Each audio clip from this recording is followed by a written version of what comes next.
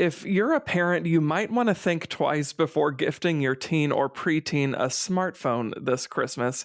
A new study of more than 10,500 12-year-olds from the University of Pennsylvania found that kids who owned smartphones had a 31% higher chance of developing depression, 40% higher odds of becoming obese, and a 62% higher likelihood of having poor sleep habits.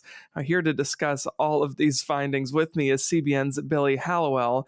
Billy, a lot of these numbers are really not that surprising. It's stuff that we've known anecdotally for years. We've talked about it here on CBN News. But this is one of the most comprehensive studies that's ever been done. I mean, more than 10,500 kids. So, what are your thoughts on these findings? Yeah, I think it's important that we have research like this because a lot of people are denying this and a lot of people Yeah, are not paying attention. And so when you have a big study like this, the hope is that parents are waking up to it.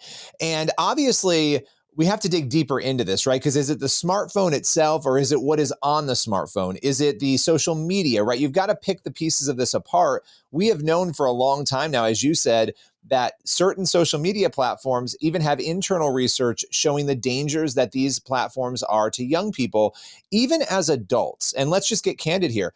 Our addiction to smartphones can be detrimental.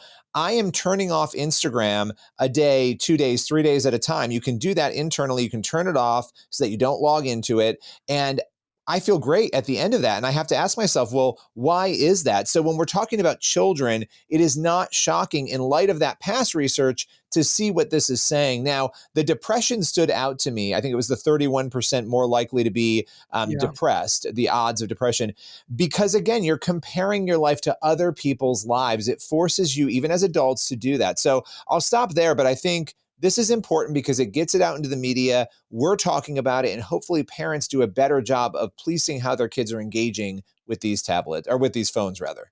Yeah, absolutely. I mean, in reading this data, I was thinking like I'm 33 years old and I don't know how always to control myself with this little block. So it's like, how am I going to think that a 12-year-old is equipped to do what I sometimes struggle to do? Now, a lot of parents ultimately justify getting their kids smartphones for safety reasons. That was one of the big factors in this research. They want to know where their kids are and what they're doing.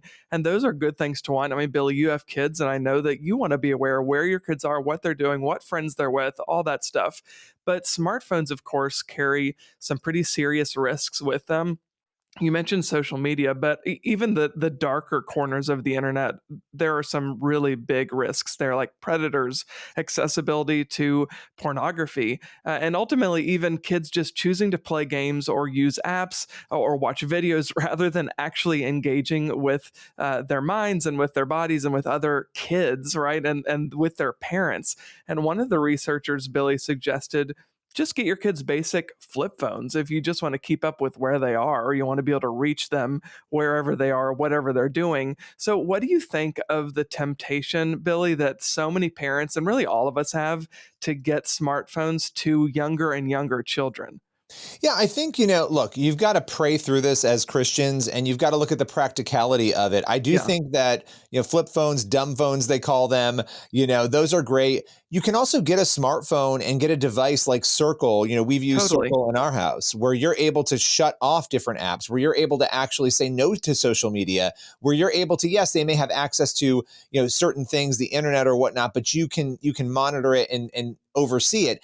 To me, that's another middle ground approach. My daughter has no access to social media, right? She can't get on TikTok. We don't want her on Instagram. We're not allowing that.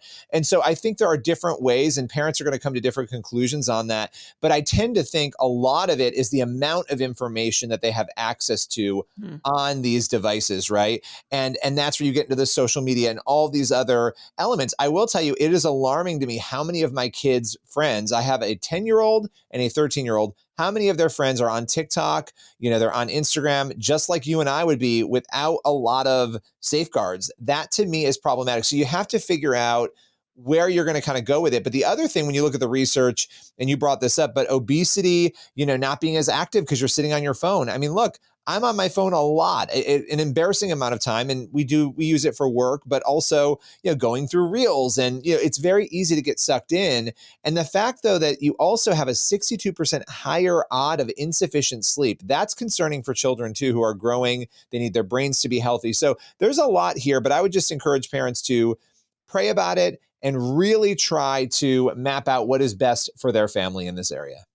Yeah, and I should note too that one of the researchers for the study, he suggested, if you do get smartphones for your kids and you have all of those restrictions, Billy, like you said, then make sure, and really this should be for every age. He said whether your kid is young, your kid is older, and even for you yourself, when you're done with the phone and you're going to bed, everybody charges your phone in the kitchen or the dining room or the living room. You leave your phones there and then you go to your bedroom. He said every home should have a no smartphone in the bedroom rule. And I'll admit I'm not good at following that rule myself, but I do think that that is a smart swap to do, right? If you are going to get your kids smartphones or tablets or whatever it is, keep them out of the bedroom and apply that rule to yourself too, because I think I'm speaking about myself just as much as anybody else. I know that I could benefit from that. So for sure, kids can benefit from it. And Billy, as we're rounding out the conversation, I want to go back to the depression concern one last time, because I think that's a huge one. So a lot of depression concern is linked to the comparison game, which of course our social media apps encourage. And in reading some of that data, it just made me think of Philippians 2, 3, and 4, where Paul wrote, "Don't be selfish, don't try to impress others. Be humble, think of others as better than yourself. Don't look only for your own interests, but take on the interests of others too." So, what are your final thoughts there? Yeah, no, I think that is so powerful and important. And I think, especially in a culture where mental health has become such an important facet. I mean, we're watching the downside of what happens when we don't pay attention to our spiritual and mental health. One thing that I'm doing, it's kind of related, but I think it's important that I just started doing. Usually I'm scrolling on my phone for eons before bed. And I love that no phone in the room rule. I don't know that people are going to follow it, but doing something else too, like closing the day out with God, Yeah. writing in a prayer journal, reading a devotional, a quick devotional, something simple that sort of calibrates your mind on God before bed so that you wake up. And obviously I wake up and do a Bible study, but being able to kind of go to bed with that, I think gives you a little bit more of a positive uptick for the morning when you wake up. So I just encourage people to look for that sort of thing to integrate in. Yeah, absolutely. Well, Billy Hallowell, thanks for being here to break this one down with us. Thank you.